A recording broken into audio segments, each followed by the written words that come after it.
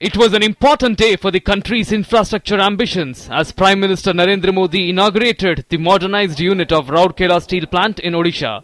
The new modernized unit, built at a cost of 12,000 crore rupees, has doubled the capacity of the plant, raising it to 4.5 million tons per year from 2 million tons at present.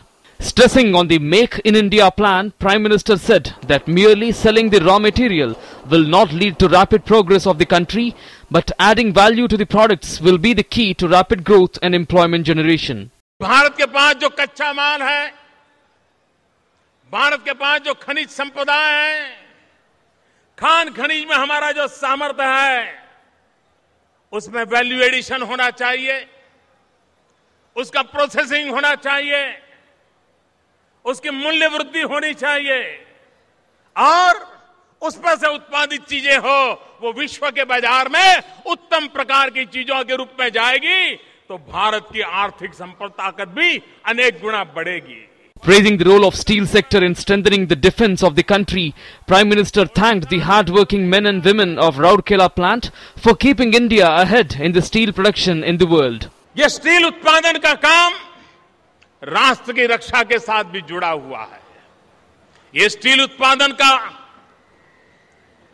काम न सिर्फ उड़ीसा के आर्थिक जीवन को लेकिन पूरे देश के आर्थिक जीवन में एक नई ताकत देता है. इस पिछड़े इलाके में ये उद्योग के कारण रोजगार की संभावनाएं बढ़ी है.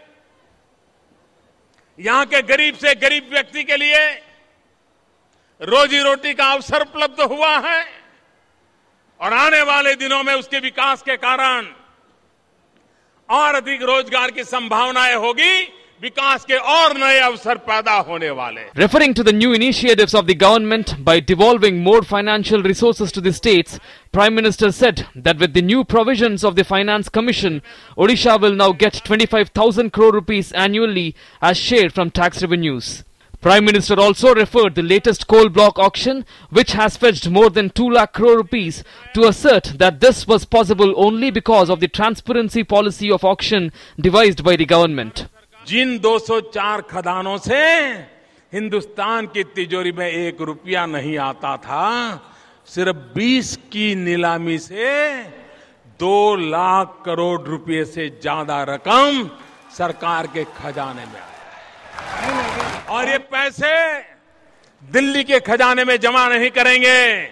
जिन राज्यों में कोयले की खदानें हैं, ये पैसा उनके खजाने में जाएंगे, उड़ीसा के खजाने में जाएंगे, छत्तीसगढ़ के खजाने में जाएंगे, झारखंड के खजाने में जाएंगे. राज्य में ताकत आएगी. भाइयों बहनों, ईमानदारी के साथ अगर काम करे तो कितना बड़ा परिवर्तन लाया जा सकता है, ये उदाहरण आपके सामने है. Prime Minister thanked various regional parties for helping in passing key legislations in the parliament. He also announced a super speciality hospital in Odisha. Prime Minister congratulated the people of Odisha on the traditional New Year festival and announced a special package of 50 crore rupees. Abhishek Jha's report, DD News.